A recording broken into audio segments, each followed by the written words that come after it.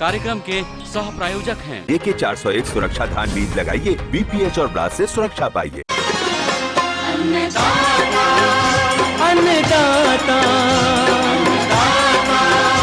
अन्नदाता नीति तुम्हारा अन्नदाता, पग पग पर है संग तुम्हारे अन्नदाता। लहू किसानों का बन के पसीना सींचता है धरती का सीना, मेहनत का तेरी हक दिलवाने, नई तकनीक नई खोज बताने। पशुधन को गुणवान बनाना, पौध सुरक्षा को सिखलाना, खेती के सब गुर समझाने, भारत का सरताज बनाने, आठों पहर है संग तुम्हारे अन्नदाता अन्नदाता। नमस्कार, मैं स्वाति आपका स्वागत करती हूं अन्नदाता कार्यक्रम में। हर रोज की तरह कार्यक्रम में हम लेकर आते हैं खेती बाड़ी से जुड़ी हुई बहुत सी लाभकारी जानकारियां। तो चलिए सबसे पहले देखते हैं विशेष आपके लिए आज के कार्यक्रम में क्या कुछ है। बीज और उर्वरकों की खरीदारी के समय रखी जाने वाली महत्वपूर्ण सावधानियां।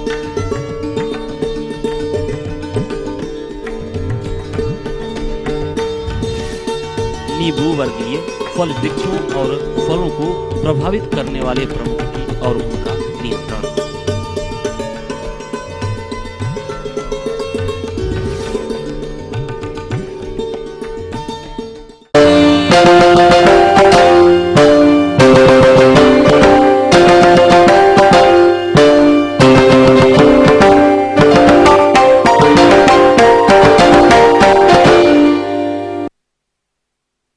प्रदेश के किसान भाई खरीफ फसलों की बुआई की योजना तैयार कर रहे होंगे। जैसा कि आप लोग जानते हैं कि सही उर्वरक एवं सही बीज किसी भी फसल की उपज का मुख्य आधार है, परंतु कभी कभी देखा जाता है कि नकली उर्वरक एवं गलत बीज दुकानदार किसानों को बेचकर फायदा उठाते हैं, जिससे आप किसान भाइयों को काफी नुकसान उठाना पड़ता है।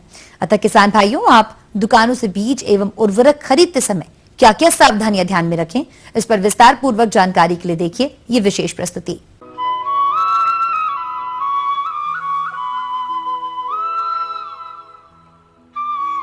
किसान भाइयों, बीज, उर्वरक एवं कृषि सुरक्षा में उपयुक्त होने वाली रासायनिक दवाओं को खरीदते समय कुछ मुख्य बातों पर ध्यान दिया जाना चाहिए, जिससे किसी प्रकार का धोखा होने से बचा जा सके। प्राय देखने में आता है कि विक्रेताओं द्वारा मिलावटी या अशुद्ध या वैधता समय निकलने के बाद भी किसानों को बेच दिया जाता है, जिस कारण किसान भाई ठगी के शिकार हो जाते हैं और आने वाले समय में किसानों को नुकसान उठाना पड़ता है। अतः किसान भाइयों, बीज, उर्वरक एवं कीट रोग नाशी रसायनों को खरीदते समय आगे बताई जा रही सावधानियों पर ध्यान देना चाहिए। किसान भाइयों, सबसे पहले तो आप बीजों को खरीदने से पहले यह सुनिश्चित कर लें कि आपको किस फसल की कितने क्षेत्र में खेती करनी है। उसी के अनुरूप आप बीज की खरीदारी करें। अनावश्यक तथा अत्यधिक मात्रा में बीज की खरीदारी नहीं करें। यदि आपको बीजोत्पादन करना है तो आधार बीज हेतु प्रजनक बीज की आवश्यकता पड़ेगी। उसी तरह यदि प्रमाणित बीज का उत्पादन करना है तो आधार बीज की आवश्यकता पड़ेगी। इसके लिए विभिन्न प्रकार के बीजों के पैकेट के ऊपर विभिन्न रंगों के टैग लगे रहते हैं। उसे देखकर आप बीज की श्रेणी की पहचान कर सकते हैं। जैसे आधार बीज के लिए सफेद टैग का प्रयोग किया जाता है, उसी तरह प्रमाणित बीज के लिए नीले रंग के टैग का प्रयोग किया जाता है तथा प्रजनक बीज के लिए सुनहरा पीला रंग का प्रयोग किया जाता है। आप हमेशा अच्छी साख वाली, विश्वसनीय एवं पंजीकृत दुकान से ही बीज को खरीदें। साथ ही ये भी देख लें कि बैग कहीं से कटा फटा तो नहीं है और कहीं हाथ से सिलाई तो नहीं की गई है, एवं बैग की सिलाई के अंत में सील दुरुस्त है। बीज की प्रमाणीकरण वैधता समय सीमा समाप्त हो गई हो या जल्दी ही समाप्त होने वाली हो तो ऐसे बीज को नहीं खरीदना चाहिए।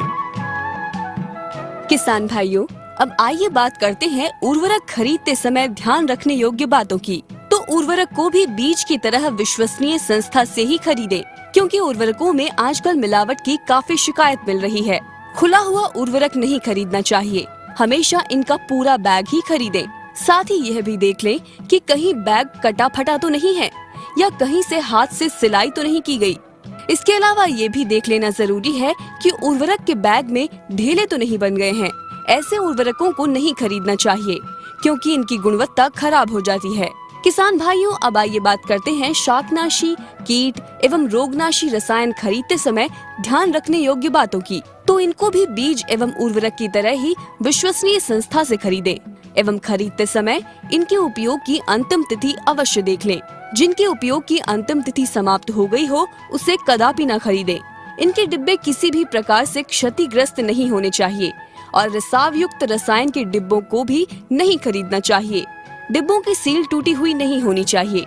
ध्यान रखें, बीज, उर्वरक तथा रसायन खरीदते समय दुकानदार से पक्की रसीद लेना न भूलें, जिस पर खरीद का दिनांक, खरीद की गई वस्तु का नाम, मात्रा, मूल्य, बैच नंबर तथा उपयोग की अंतिम तिथि आदि सभी सूचना रसीद पर लिखी होनी चाहिए। किसान भाइयों, बताई गई इन बातों को ध्यान में रखकर यदि आप बीज, उर्वरक एवं रसायनों की खरीद करते हैं तो आप धोखा एवं नुकसान से बच सकते हैं। साथ ही आप इन कृषि आदानों के प्रयोग से आने वाले समय में अधिक उपज प्राप्त कर लाभ कमा सकते हैं।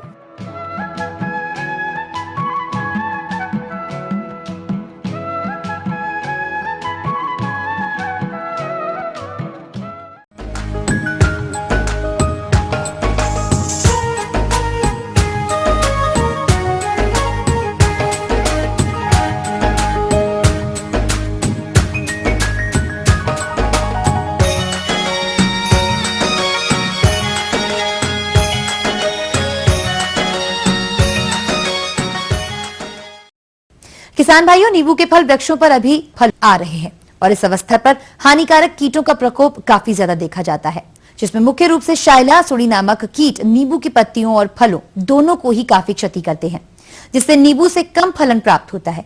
अतः इन हानिकारक कीटों से नींबू के बाग का कैसे बचाव करें, इसकी जानकारी के लिए हम आपको मिलवाते हैं गोविंद बल्लभ पंत कृषि एवं प्रौद्योगिकी विश्वविद्यालय पंतनगर के विषय विशेषज्ञ डॉक्टर पूनम श्रीवास्तव से। आज मैं आपको बताऊंगी कि नींबू वर्गीय पौधों में और पेड़ों में कौन कौन से कीट इस समय आ रहे हैं और उनका हमें कैसे कीट प्रबंधन अच्छे से करना चाहिए। आप इस समय क्या देखेंगे तो नर्सरी में जहाँ पौधे बहुत छोटे छोटे हैं, यानी पौधशाला के जो पौधे हैं, वहाँ पर एक नींबू की एक तितली या उसको आप नींबू की सूड़ी कहेंगे, वो आजकल दिखाई देना शुरू हो गई है। तो जिन लोगों की यहाँ पे पौधशालाएँ हैं या जिनके यहाँ पर छोटे पौधे हैं, भले ही उसमें फल आने लगा है, लेकिन ये नींबू की तितली या नींबू की जो सूड़ी होती है ये बहुत बुरी तरह प्रभावित करती है। और नर्सरी में यानी कि पौधशाला में तो अगर एक दिन के लिए भी छोड़ दिया जाए तो ये धीरे धीरे पत्तियों को खा जाएगी और सारी पत्तियां आपकी नष्ट हो जाएंगी।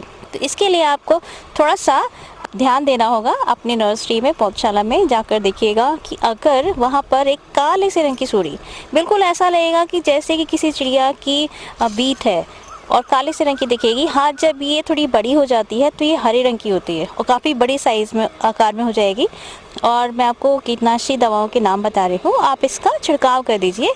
लेकिन अगर आपके पेड़ों में या पौधों में फल लग रहे हैं तो फल और तोड़ने वाली अवस्था में तो उन्हें तोड़ लीजिएगा, अन्यथा 15 दिन तक आप इन्हें तोड़िएगा नहीं।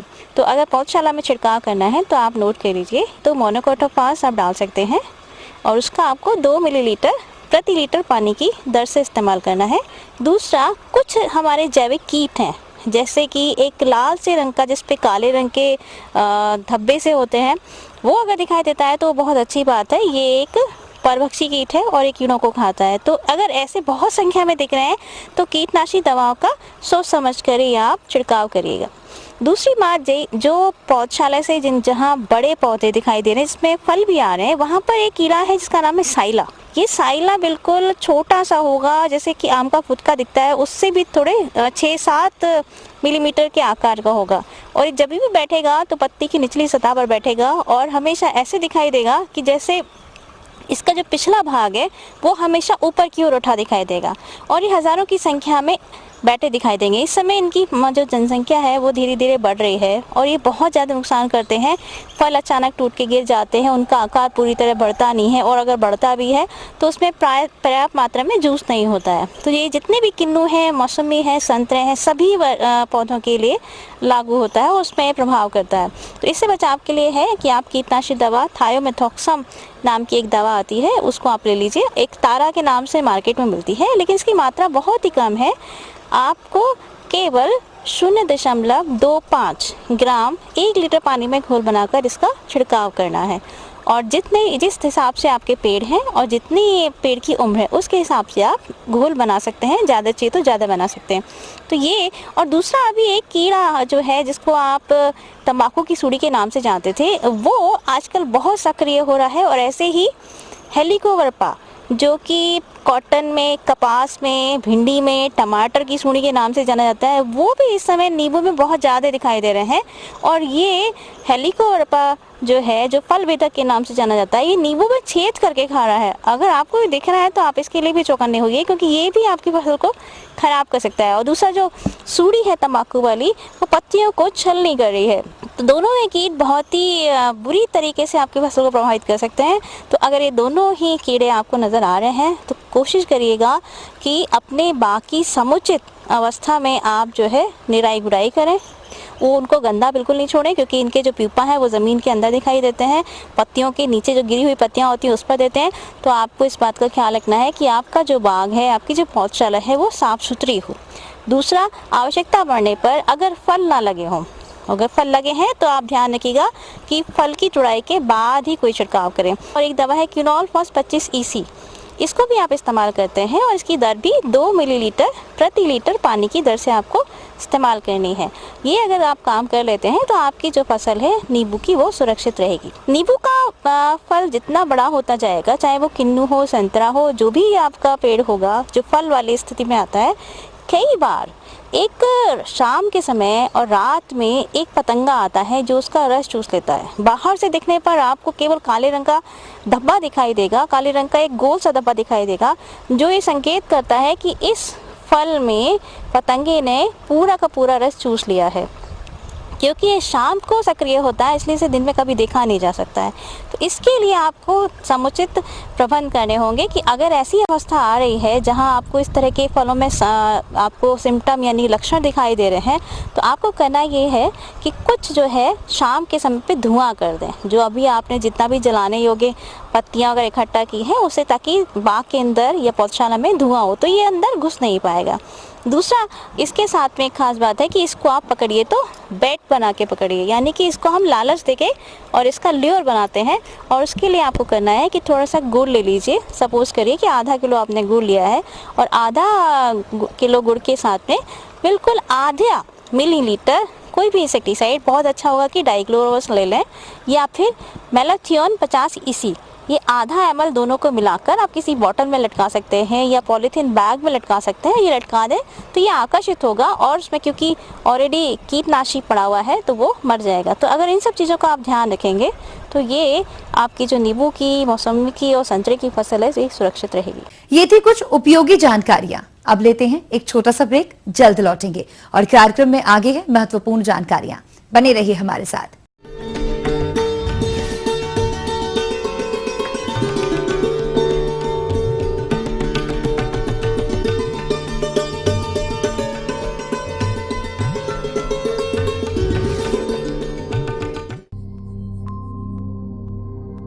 मैं हर पल हर जगह हूँ। जब भी समय मिली करवट, मैं वहीं था। आने वाली सरकार, जब भी कोई दौर गुजरा है, मैं वहीं था। आंखों में किसी के गम थे, चाहे चेहरों पर किसी के खुशी, तब भी मैं वहीं था। कैसे भी हालात रहे हों, बिना खौफ हम डटे रहे। मैं हर पल हर खबर में हूं, पूरी सच्चाई और लगन के साथ। ETV न्यूज, खबर ही जीवन है।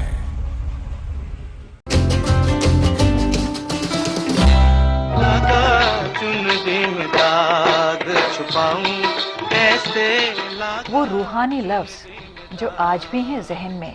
मन तरपत हरिधर शरण को। वो खुदाई मौसीकी जो ले आए जन्नत जमी पर। जो भी हो तुम खुदा की कसम लाजवाब हो। वो दिलकश अंदाज जो लौटा लाए गुजरा जमाना। प्यार किया तो डरना क्या, जब प्यार किया तो डरना क्या। देखिए भूले बिसरे गीत। डरना क्या, जब प्यार।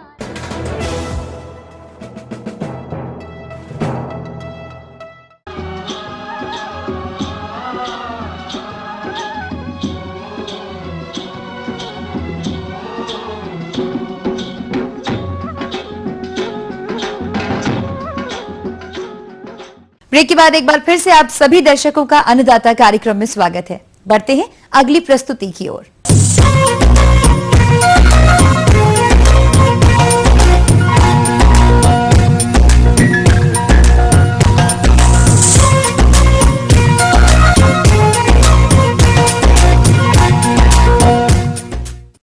बकरी पालन लघु एवं सीमांत कृषकों द्वारा अपनाए जाने वाला एक महत्वपूर्ण कृषि सह व्यवसाय है, लेकिन देखने में आता है कि हमारे बकरी पालक जलवायु के अनुसार उन्नत नस्लों का चयन नहीं करते, जिससे कि वो लाभ नहीं मिल पाता जो कि मिलना चाहिए। तो किसान भाइयों, आपके सामने ऐसी समस्या न आए, इसके लिए आज हम जानकारी लाए हैं बकरी की बर्बरी नस्ल के बारे में। इस बारे में जानकारी के लिए हमारे संवाददाता ने संपर्क किया एक वैज्ञानिक डॉक्टर महेश दत्त से। आज मैं आपको बकरी पालन के बारे में बताऊंगा। वैसे तो बकरी पालन आप सब करते ही हैं, लेकिन बकरी पालन में अगर आप कुछ बातों का ध्यान रखेंगे तो बकरी पालन में आपको और अधिक लाभ कमाने का मौका मिलेगा। बर्बरी नस्ल की जो बकरी है, इसको खासकर हम लोगों ने शहरी इलाकों के लिए बहुत ज़्यादा इसको रिकमेंडेड किया है, क्योंकि इसका एक मुख्य लाभ यह है कि इसको बहुत कम जगह की तथा बहुत कम चारे की आवश्यकता होती है, तथा बर्बरी ही एक ऐसी जाति है जिसको आप शहरी इलाकों में बिना चराई के रख सकते हो, और किसी जाति की नस्ल को आप शहरी इलाकों में बिना चराई के नहीं रख सकते। इसको आप शहरी इलाके में एक छोटा पुला आप लटका दीजिए, पूरे दिन के चारे की आवश्यकता है इसकी पूरी हो जाएंगी, तथा करीब करीब 1 से 1.25 लीटर तक दूध उत्पादन ये कर सकती है। साथ ही इसका जो शरीर भार है वो अपने शरीर के नस्ल के अनुसार वह बहुत ही उपयुक्त है, और इसकी जो नस्ल की जो मीट की जहाँ तक प्राप्ति की बात है, काफ़ी अच्छी इसमें से मीट की प्राप्ति भी हो जाती है। इस नस्ल का एक दूसरा सबसे बड़ा जो मुख्य लाभ यह है कि इसका शरीर बहुत ही गठीला होता है और देखने में बहुत सुंदर पशु होते हैं। साथ ही कई लोग इसको बहुत ही चाव से पालते हैं, तथा शहरी क्षेत्रों में इसकी बहुत अधिकता देखने को मिलेगी। वैसे ये ब्रीड अफ्रीकन देशों में पाई जाती है, लेकिन अब भारत के बहुत से प्रांतों में यह ब्रीड बहुत ही प्रसिद्ध होती जा रही है। बकरियों के रखरखाव तथा इनके प्रबंध के बारे में मैं आपको बताऊंगा। बकरियों का जो बाड़ा है या जो शेड है वो बिल्कुल साफ़ सुथरे और सूखे होने चाहिए, क्योंकि बकरी को जो गीले स्थान है उनसे बहुत अधिक नफरत होती है।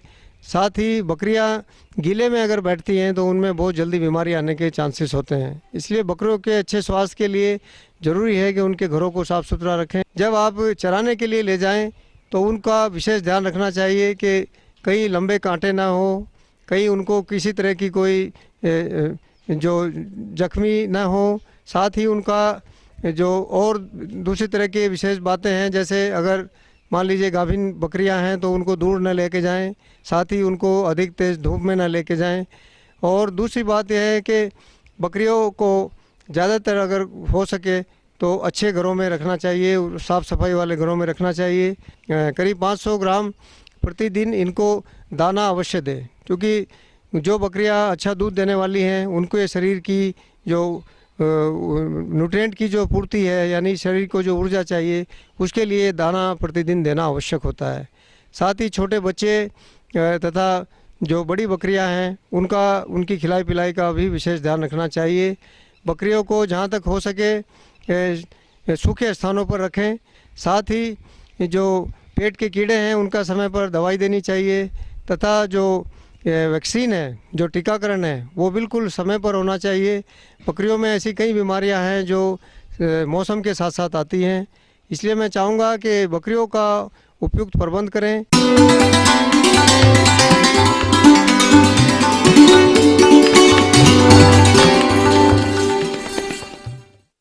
अन्नदाता हेल्पलाइन निशुल्क फोन संपर्क सेवा के माध्यम से आपके द्वारा पूछे गए प्रश्नों में से एक या दो महत्वपूर्ण प्रश्नों को हम अपने कार्यक्रम में शामिल करते हैं और इसी के तहत आज का चयनित प्रश्न और उसका जवाब इस प्रकार है। निःशुल्क अन्नदाता हेल्पलाइन में आज हमने जिस प्रश्न को शामिल किया है उसे पूछा है शाहगंज जौनपुर के चेतन लाल यादव ने। आपने दुधारू पशुओं में कृत्रिम गर्भाधान के लाभ पर जानकारी चाहिए, तो इसके लिए देखिए कार्यक्रम का यह अंश। किसान भाइयों, गर्भाधान के दो तरीके होते हैं, एक कृत्रिम गर्भाधान और एक नेचुरल ब्रीडिंग। साथियों, कृत्रिम गर्भाधान के फायदे बहुत ज़्यादा होते हैं, जैसे कि आप अगर नेचुरल ब्रीडिंग कराते हैं अपने जानवरों की तो एक बार में एक इजैकुलेशन में जितना सीमेन निकलता है उससे केवल एक जानवर ही गाभिन कराया जा सकता है। लेकिन अगर उसको हम कृत्रिम गर्भाधान के लिए हम आर्टिफिशियल वेजाइना में उसको कलेक्ट करते हैं सीमेन को, तो इससे हम एक इजैकुलेशन में जितना सीमेन आता है उससे हम 8 जानवरों को प्रेग्नेंट करा सकते हैं। दूसरा जो सबसे बड़ा फ़ायदा ये है कि नेचुरल ब्रीडिंग में जब तक हमारे पास साढ़ है तब तक हम अपने जानवरों को उससे प्रेग्नेंट करा सकते हैं। लेकिन जहाँ कृत्रिम गर्भाधान की बात आती है, हम सीमेन को साढ़ से कलेक्ट करके उसको लिक्विड नाइट्रोजन में प्रिजर्व करके रख लेते हैं। वो कईयों साल तक सीमेन खराब नहीं होता लिक्विड नाइट्रोजन में, और जब भी कभी हमें ज़रूरत पड़ती है, जिस साढ़ से हम सीमेंट कलेक्ट किए हैं वो साढ़ 15-16 साल में मर जाएगा। उसके बाद भी हम उसके सीमेन से उसके द्वारा हम बच्चे को पैदा कर सकते हैं। कृत्रिम गर्भाधान में एक दिक्कत और आती है कि कभी कभी अगर हमने 100 जानवरों को कृत्रिम गर्भाधान कराया तो हमें मान के चलते हैं कि 70 जानवर प्रेग्नेंट हो गए और 30 जानवर जो हैं वो प्रेग्नेंट नहीं हो गए। कारण ये होता है कि कोई भी जानवर 12-13 घंटे से लेके 30-35 घंटे तक और कभी कभी 40-45 घंटे तक गर्म रहता है। लेकिन जब ओवुलेशन होता है, ओवरी का मुंह खुलता है, तो ओवा फीमेल में ओवरी से बाहर आके फैलोपियन ट्यूब में आता है और उस समय अगर सीमेन उसके अंदर प्रवेश करता है वेजाइना के अंदर, तभी जाके फर्टिलाइजेशन होता है। ओवुलेशन सामान्यतः 12-13 घंटे से लेके 20-22 घंटे के बीच में जो गर्म होने का समय है उसी समय होता है। अगर हमको सही जानकारी नहीं है कि हमारा जानवर कब गर्म हुआ, तो उसी कारण से अगर हमने बहुत जैसे कोई जानवर शुरू में गर्म हुआ तो ऐसे अगर एआई करवा देते हैं या 20-22 घंटे के बाद करते हैं तो ज़्यादातर जानवरों में रुकने के चांसेस कम हो जाते हैं और जानवर जो है दोबारा गर्म हो जाता है। तो इसलिए कृत्रिम गर्भाधान में ज़रूरी होता है कि हमें टाइम का बहुत अच्छा जानकारी होना चाहिए कि हमारा जानवर कब गर्म हुआ, तभी जाके उसमें सफलता ज़्यादा मिलती है। कृत्रिम गर्भाधान में जो भी, चाहे वो पशुपालन का केंद्र हो, पशु की चाहे वो बाइफ का सेंटर हो, मुश्किल से 40-50 रुपया खर्च होता है एक जानवर को प्रेग्नेंट कराने में। और आदमी बड़े आराम से जब जानवर किसी का प्रेग्नेंट होता है, वो चाहे पशु चिकित्सा अधिकारी का सेंटर हो चाहे बाइफ का सेंटर हो, उनके पास इंफॉर्मेशन दे देता है और वो तुरंत अपना कर्मचारी या स्वयं आके उपस्थित होकर और कृत्रिम गर्भाधान कर देते हैं। इसी कड़ी में जिस दूसरे प्रश्न को शामिल किया गया है उसे पूछा है घोसी मऊ के मुकेश कुशवाहा ने। आपने टमाटर की फसल में रोग और कीटों के नियंत्रण पर जानकारी चाहिए, तो इसके लिए देखिए कार्यक्रम का यह अंश। किसान भाइयों, अभी आप देख रहे हैं कि हम लोग अभी टमाटर के खेत में खड़े हुए हैं। इस समय जो किसान भाई टमाटर की फसल ले रहे हैं, जो अभी फल शुरू हो गई है, फल पकना भी शुरू हो गया है, इस फसल में हम क्या क्या देखरेख करें। अभी इस समय जो समस्याएं हैं, एक तो खेतों में खरपतवार बहुत ज़्यादा हैं, तो जो बड़े खरपतवार हैं उसको आप हल्के फुल्के जो हंसिया की सहायता से हटा दें। और दूसरा सिंचाई, इस समय में सिंचाई बहुत ही महत्वपूर्ण फैक्टर है उत्पादन का। यदि ज़्यादा सिंचाई, यदि आप ज़्यादा मात्रा में पानी देते हैं तो उस समय फसल में फफूंदी डेवलप होने की संभावना रहती है, जिसके कारण कई रोग उसमें आते हैं। इस समय जो प्रमुख रोग है फफूंदी के कारण फैलने वाला, वो स्टेम एंड रोट है। जब चूँकि टेम्परेचर जैसे तापमान बढ़ता है और नमी जब ज़्यादा होती है तो उस समय फलों में स्टेम एंड रोट, जो तने के पास से फल की गलन शुरू हो जाती है। ये एक मुख्य समस्या है इस समय। तो इसको हम पानी का प्रबंधन करके भी इसको हम मैनेज या प्रबंधित कर सकते हैं, जिसके लिए सिंचाई हल्की एवं जल्दी आप करें। ये विशेष ध्यान रहे कि जब हम ज़्यादा से मात्रा में पानी देते हैं फसलों में तो नमी ज़्यादा हो जाती है, उसके कारण ये रोग बन जाता है और फसल को बुरी तरह से प्रभावित करता है। इसके साथ ये भी मैं बताना चाहूँगा किसान भाइयों को कि इसके जब आप खेत में तैयारी कर रहे होते हैं तो विशेष रूप से जो सब्जी वाली फसलें हैं 3 से 4 वर्ष में एक बार आप ज़रूर लेजर लेवलर का इस्तेमाल उसमें करें, तो हमारा खेत लेवल रहता है, पानी भी कम लगता है और उसमें कीट और बीमारियों का प्रकोप भी कम होता है।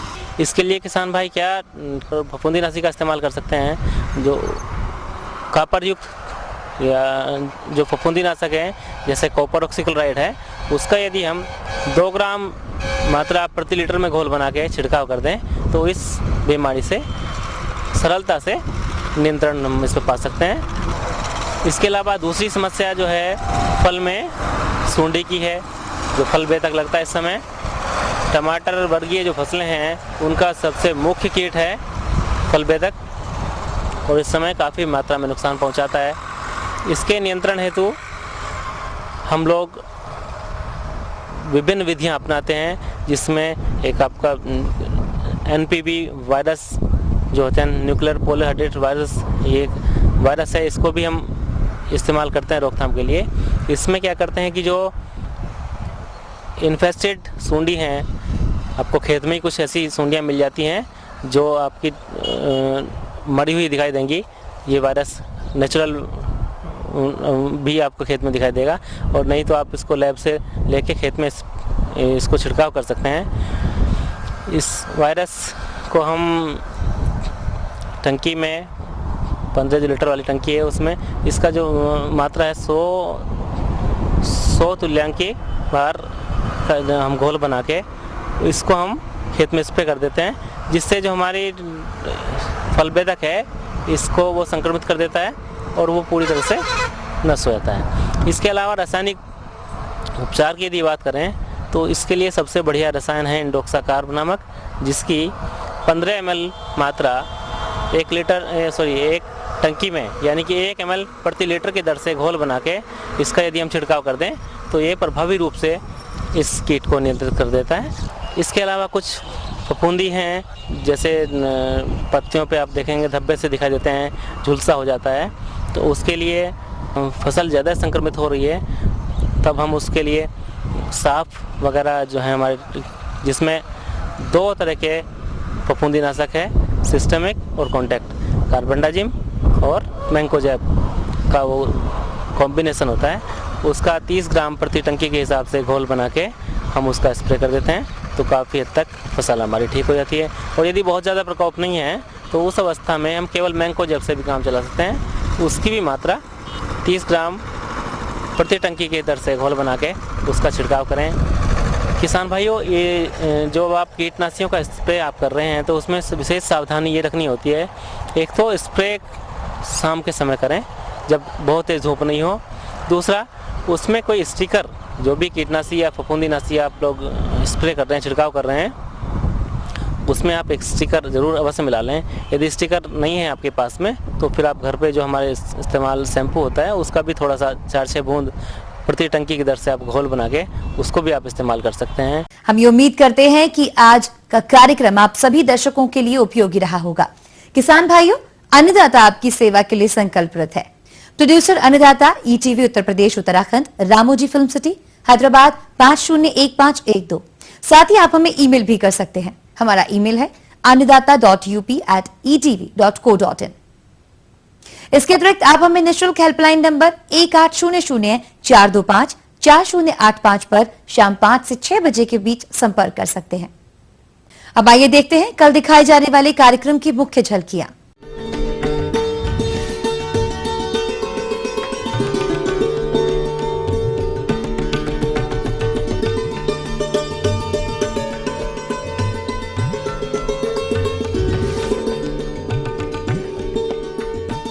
फिलहाल अन्नदाता की पूरी टीम को दीजिए इजाजत। कल फिर इसी समय आपसे मुलाकात होगी कृषि संबंधित कुछ और रोचक जानकारियों के साथ। नमस्कार। इस कार्यक्रम के सह प्रायोजक थे AK 401 सुरक्षा धान बीज लगाइए, BPH और ब्लास्ट से सुरक्षा पाइए।